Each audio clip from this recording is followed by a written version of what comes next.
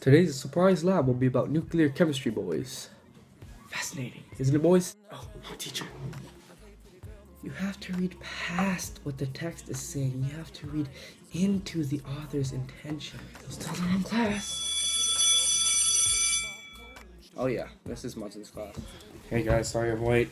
Today you guys are going to be taking video notes on gun germs and AP World History Crash Course by John Diamond. I do by the end of the class. So you're probably wondering what the hell I learned in AP World History, but to be honest, thanks to Johnny Green, Jared Diamond, Munson, I learned a lot about history, and to think about it, a lot stayed the same. Asian parents aren't that different than how they were back then. Just look at Scarlet Gentry's. If the kid failed the Scarlet Gentry exam and didn't become one, he might as well have not come home to his family because he'd be a disgrace. It's not that different today. If I don't get a B in AP World History, then I won't be going home to my family. Munson, you gotta help me out, dude. White people are pretty much the same too. Look at it. They owned slaves, thought they were the shit, and were rich. Today, they think they're the shit, and they're rich. So it's like the same two things that's going on, but I guess that just says how. AP World History taught me that I'm actually a really good procrastinator. I was turning my reading guides at 11:59:59. And you ask why? Well, I guess it's because...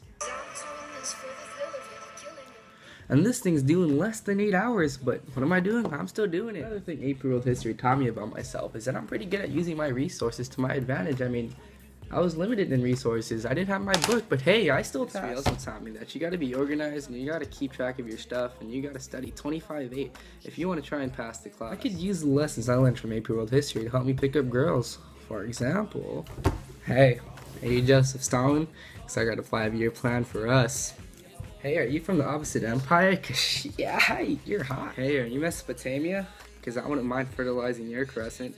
Hey, are you the Columbian Exchange? Cause I'd sail across the Atlantic for your goods. Hey, are you the Proletarian Revolution? Cause you've started a revolution in my lower class. Future AP World History students, advice I have to you. When you have your very first reading guide, you're probably gonna look at it and be like, looking at the first reading guide, like, what the hell am I gonna do? And then you just gotta accept that. So my point is, if you're stressing over a reading guide question or over a reading guide, it's okay to bullshit. You're gonna be fine.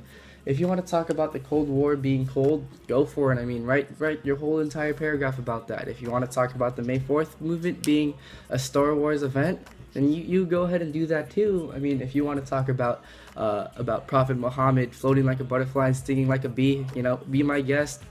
And if you want to talk about the Holocaust being different from the Holocaust, Chris Holland, then you go do you. Don't stress about it, because does Munson read it? I don't know. Maybe he does. Maybe he doesn't. He doesn't. In all honesty, though, this will probably be the first class where you'll be happy about a 60%. You just got to make sure to do your quiz corrections, your reading guides, your test corrections.